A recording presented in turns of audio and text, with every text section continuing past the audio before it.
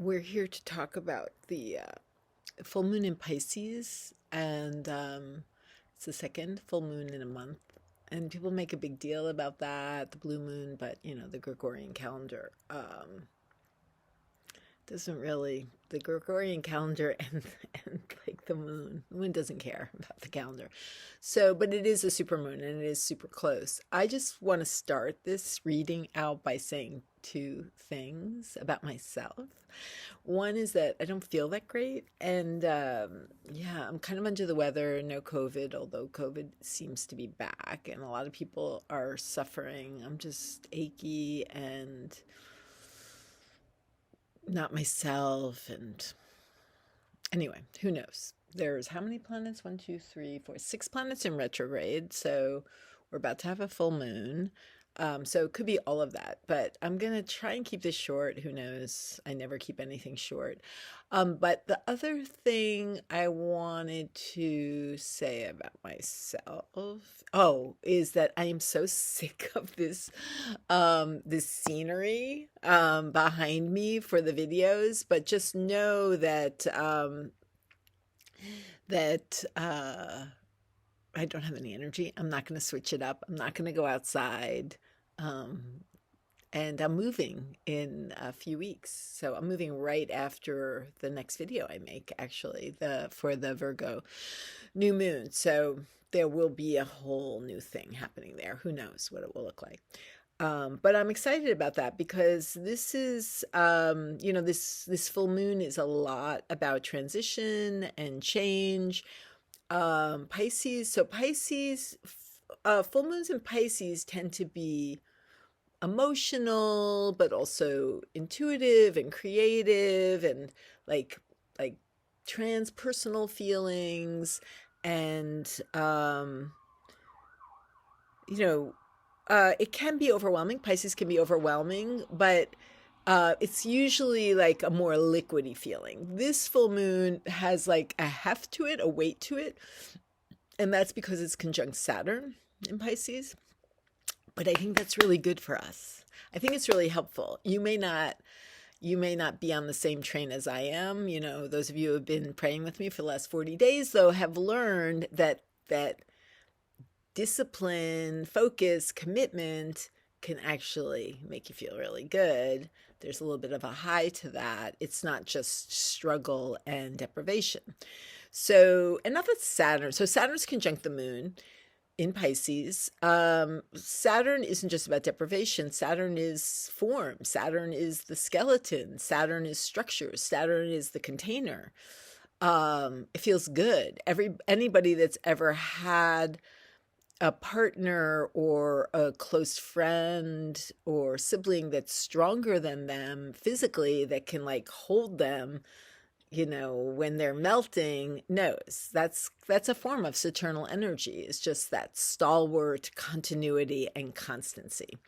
So what's happening right now is Saturn entered Pisces, I believe, in March. I've meant to look it up, but I didn't. But anyway, so we are at it's like a 6 month period, because we're going to be at the equinox in the end of September, and the last equinox was in March.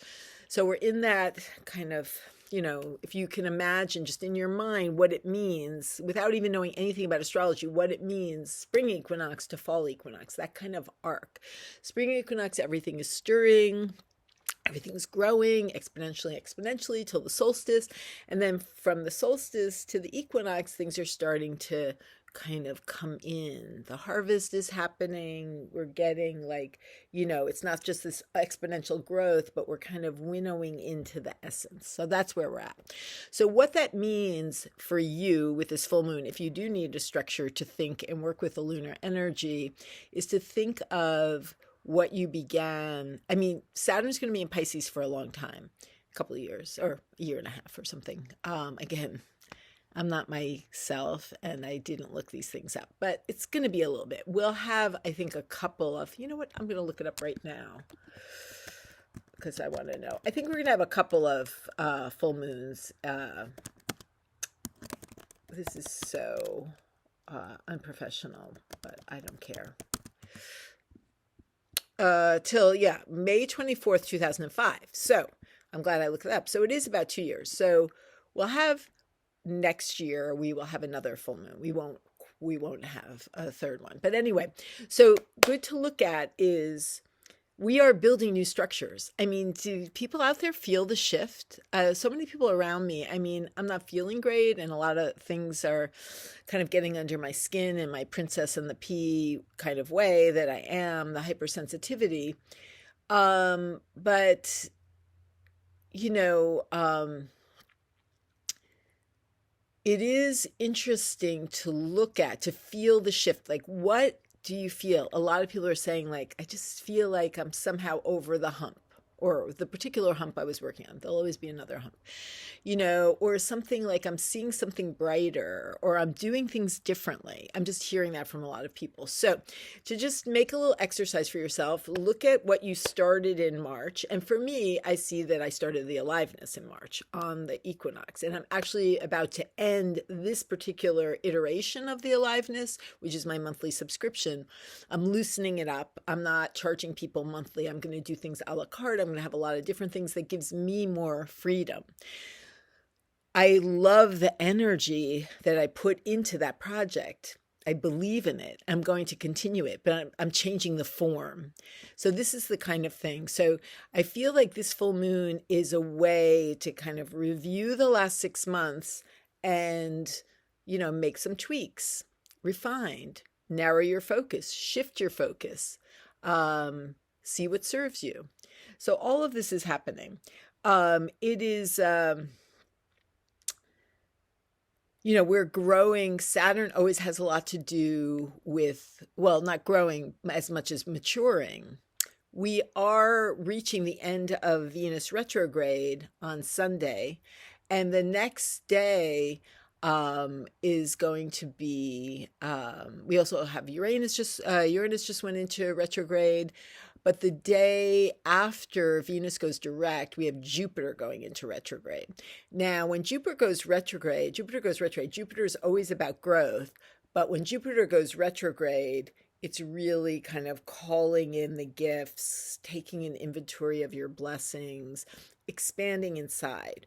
And I do this, like those of you who have done Kundalini with me, we end various postures and meditations, drawing the energy in, inhaling, holding the energy, suspending the energy, and finding all the nooks and crannies within, because we may think we're full and there's always more space. We're like shutting off rooms. We're making limitations where there aren't any. So when you do that practice, we can do it right now. Everybody take a deep inhale, and you can draw up on your root lock, which is your pelvic floor, and hold and suspend the energy and let the breath seep in and find every little corner that is not receiving breath. Well, that's what Jupiter retrograde is like.